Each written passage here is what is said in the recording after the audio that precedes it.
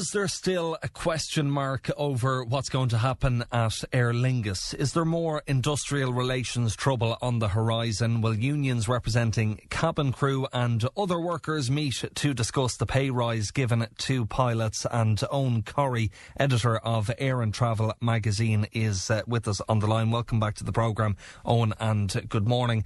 For those who may have thought that this was water under the bridge, that we could go about our summer holidays now without any grief, is there more coming down the track? No.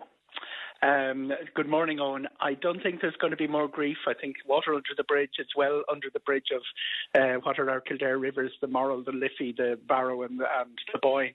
We have come through a process where the Pilots Union reminded Aer Lingus of how powerful they were. They did that very successfully. They terrorised people who were flights coming up at Aer Lingus that they would be cancelled. They called, and we only got the figure on Friday, the amount of damage they caused to Aer Lingus financially was about 55 million. But you've got to remember that none of the other unions, first of all, have that power. And second of all, it's not as clear-cut as an 18% pay increase. The background to this, just for listeners, a lot of you listeners will already know, is that the other unions settled for 12%. Aer Lingus offered the pilots 12%. They asked for 24%. They got 18%.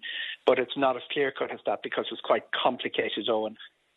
Indeed, but I'm looking here, SIP2 represents 1,200 workers at the airline in areas such as guest services, ground staff, cleaning and catering. And as you say, at the end of 2022, the union agreed to a 12.25% pay deal with Aer Lingus over 3 years. Are they now looking and saying, we gave in a bit too easy there. Look at what the pilots were able to get if they just argued a little bit more. And now the unions that are representing those guest services, ground staff, cleaning and catering, are they thinking we could go back to Aer Lingus here, lads, and get a few more, Bob?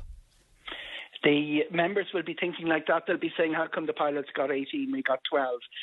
The reality is that the negotiations with the pilots union were involved a give and take. It was, I think I was on your programme saying this is going to be a pay for productivity deal.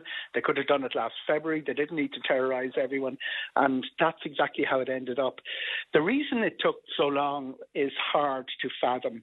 But one of the reasons is that I think the negotiators, there was a new negotiating team, a coup effectively within IALPA, and a new negotiating team in Aer Lingus. They weren't skillful. Industrial relations is complicated. And when they arrived at the deal, it was so complex. It was actually ingenious in ways. Let's start with the 3 years you're talking about. SIP2 have organised their 12% over 3 years. The Labour Court intervened and said, let's make the pilot deal over 4 years. Let's go into the pilot allowances. Big deal of pilot allowances, the overnight allowance. It only applies, by the way, in transatlantic.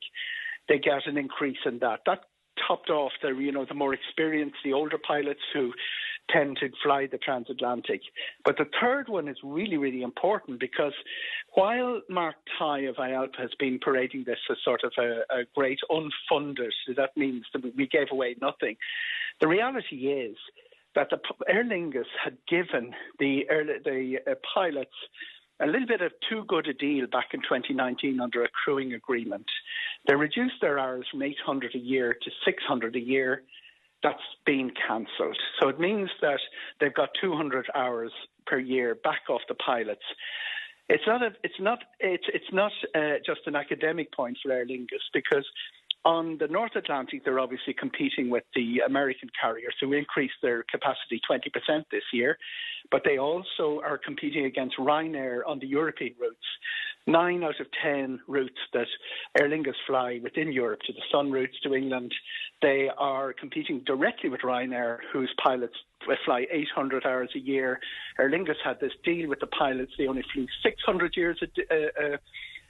hours a year. My mathematics from St. Anne's National School back in our clock long ago tells me that was not going to be viable. So that's really what the pilots gave away. Now, when SIP2 and everyone had to go back, it's not really just saying they got 18, we got 12. there's an awful lot more to it. And do you think that maybe that's been lost here, that IALPA are saying and going around parading this as a win, and in fairness they did get more of an increase than they were initially going to get, but they're maybe not being so vocal about the extra work that is being taken on here? Not only that, but Aer Lingus kept very quiet because the issue of the hours is still going to be negotiated through. The crewing agreement is gone, and we could have differences of interpretation. Now, there was a little bit of, where you would pick it up in mainstream media was a little bit of a ruffle within the IALPA by the pilot saying, what's going on here? It's complex because there's a hierarchy. There's a hierarchy within the airline. Pilots are powerful, cabin crew, cleaners, everyone, they're pretty much down the line by comparison.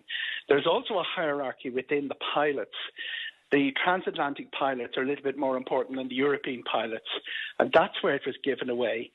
Another really important thing was entry-level pilots were bottom of the pilots hierarchy, but they got a particularly good deal, which was a very deft move by IALPA and the Labour Court to give the entry-level pilots a bigger increase than the 18%. Some of them will be getting 30% because there are 26 different pay grades within the pilots. It's a very complex business. It's like a Rubik's Cube.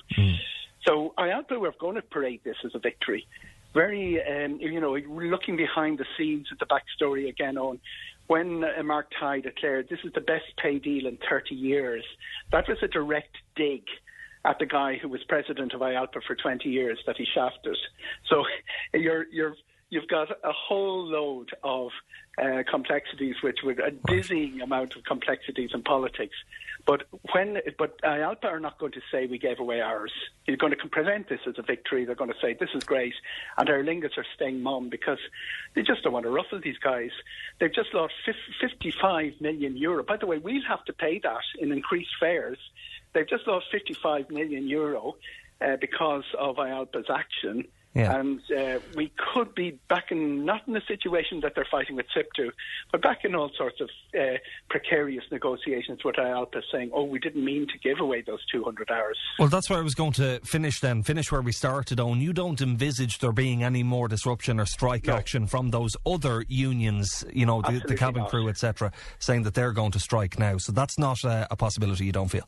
No, and 12% isn't bad. I mean, all through the country, people are looking at their increased electricity bills, going, your grocery bill, your Aldi and Lidl and Tesco grocery bill, all of those things shooting up, and they're not getting wage increases to stay on top of that.